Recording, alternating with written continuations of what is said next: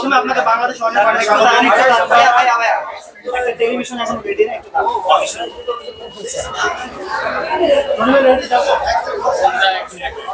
একদম প্রথমে বাংলাদেশে আসলেন, শুভেচ্ছা জানাচ্ছি। প্রথমবার বাংলাদেশে এসে কেমন লাগছে? কয়েক ঘন্টা তো হয়ে গেল, সব মিলে একটু জানতে চাই বাংলাদেশ সম্পর্কে। আর সব অ্যান্সার ফ্রন্টে দেন, ক্যামেরার দিকে তাকিয়ে। সবাই রেডি তো?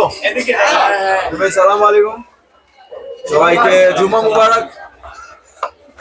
প্রথমবার বাংলাদেশ আসা আর মনে হচ্ছে বাড়িতেই আছি। সত্যি কথা বলতে মনে হচ্ছে কলকাতাতেই আছি। এত সিমিলার, এত মিল দুটো শহরে, আর এত ভালোবাসা দুটো শহরে। মনে হচ্ছে আমি বাড়ি ছেড়ে কোথাও বেরোনি, আমি বাড়ির মধ্যেই বসে আছি। Thank you real energy studio, real productions for having me. Hriday ভাইয়ের সাথে এখন দেখা হলো অনেকদিন পর, আর আপনার সবার সাথে দেখা হলো। আর পুরো বাংলাদেশ সহ পশ্চিমবঙ্গের ভক্তরা, দর্শকরা এই যে শাকিব খানের একটা সিনেমা এবং শাকিব খানের চরিত্রের পরে জিল্লুকে নিয়ে কথা বলছে, জিল্লুকে নিয়ে ভিডিও বানাচ্ছে, জিল্লুকে নিয়ে পোস্ট দিচ্ছে মানুষ। সিনেমায় যখন যুক্ত হন একটুও কি ধারণা ছিল যে এই চরিত্রটাকে এত ভালোবেসে কিনবে মানুষ? একটু জানতে চাই সেই গল্পগুলো। ধারণা ছিল না, ধারণা ছিল, ভালোবাসা পাবো ইচ্ছে ছিল, চেষ্টা ছিল।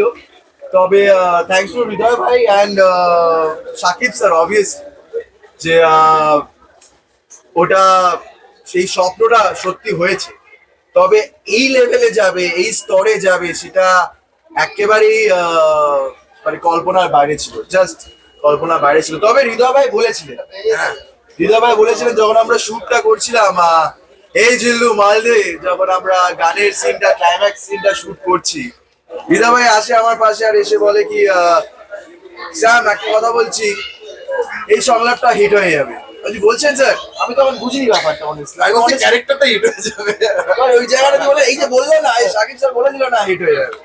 সিরিয়াসলি তো থ্যাংক ইউ এত ভালোবাসাদের জন্য, এই স্টোরে নিয়ে যাওয়ার জন্য। আর খালি এখানে থামবো কেন, আরো এগিয়ে যাবো আমরা ইনশাআল্লাহ। আরে বাপরে, আমি অনেক জায়গায় বলেছি, মানে মেগাস্টার উনি যে আশেপাশে দাঁড়ালেই বুঝতে পারবেন উনি megastar. He is a beautiful person and he is goat একটা অরা আছে ওনার।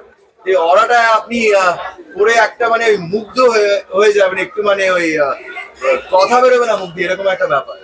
তো ওটা একটু ভাঙাতেও সময় লেগেছিল, তবে একবার ওটা ভেঙে গেলে উনি একজন খুব সুইট মানুষ অ্যান্ড খুবই ছবির সাথে, কাজের সাথে কোনো জড়িয়ে একটা যে অ্যাটিটিউড আছে ওনার, ওইটা একটা শেখার জিনিস, অসাধারণ অভিজ্ঞতা। শ্যামদাদা, আমি অনেক অনেক পাবলিক অডিয়েন্স রিভিউ দিয়েছি ঢাকায়, যে বড় বড় সিনেপ্লেক্স গুলো আছে, হলগুলো আছে, তো সেখানে আমি এমনও কিছু অডিয়েন্স পেয়েছি যারা বলছে যে আমাদের বরবাদ ভালো লেগেছে শুধুমাত্র শাকিব ভাইয়ের জন্য, আর জিল্লু মানে শ্যামদাদার জন্য।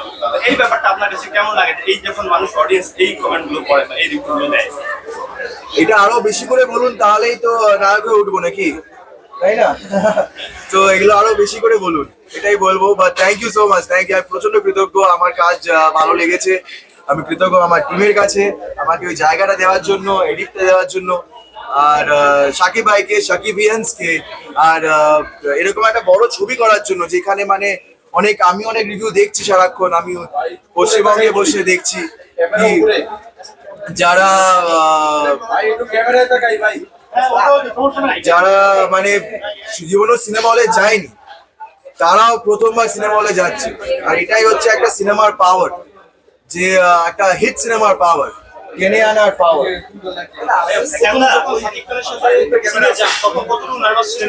ওরে বাবা, প্রচন্ড নার্ভাস ছিলাম, প্রচন্ড, খুব বেশি নার্ভাস ছিলাম আমি। তাই জন্য একবার তার আগে দেখা করতে চেয়েছিলাম, সেটে শুটিং করার আগে।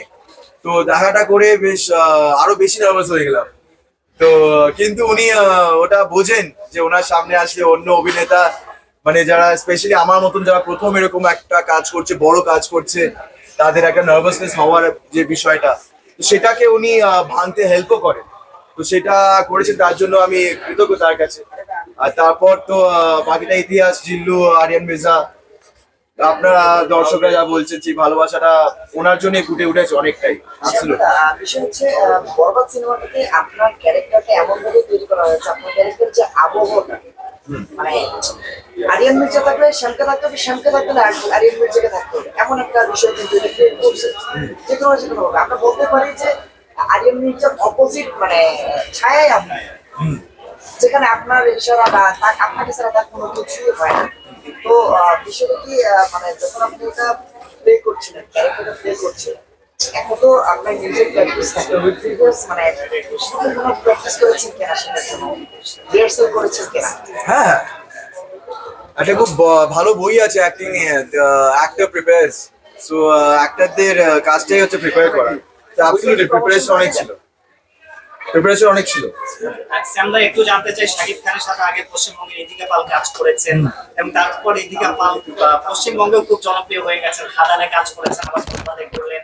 আপনি শাকিব খানের সাথে একটা কাজ করেন, আমাদের ফিল্মের সবচেয়ে বড় তারকা। কি মনে হয় বরবাদ আপনার ক্যারিয়ারের জন্য একটা টার্নিং পয়েন্ট হবে কি? এবং অলরেডি আপনি পশ্চিমবঙ্গেও কোনো পাচ্ছেন কিনা রেসপন্স, একটু জানতে চাই সব মিলিয়ে। পশ্চিমবঙ্গে মুক্তি নাও পেয়েও যা রেসপন্স পাচ্ছি সেটা মানে ভাবা যায় না, বাট আশা করি এটা টার্নিং পয়েন্টে দাঁড়াবে। আপনারা সবাই যে এসছেন এটাই একটা প্রমাণ, আপনারা এসছেন সেটার জন্য আমি খুব ফার্স্টলি থ্যাংক ইউ সবাইকে। আর আশা করি এটা আবার হবে। তো এটা একটা কথা আছে না, শাকিব খানের সাথে যারা কাজ করে তাদের মানে একটা টার্নিং পয়েন্ট আসে। তো আশা করি বরবাদ সেই সুযোগটা আমায় করে দেবে, আর দর্শকদের ভালোবাসা সেটাকে আরো বেশি করে দেবে। দর্শকদের কাছে পৌঁছানোর মাধ্যম পেয়েছি, এটাই বড় ব্যাপার, এটাই খুবই বড় ব্যাপার। আর এখান থেকেই আশা করি আরো অনেক ভবিষ্যতে আরো অনেক উপায় খুলে যাবে। এর মধ্যে আর কোনো অফার পেয়েছেন কিনা বা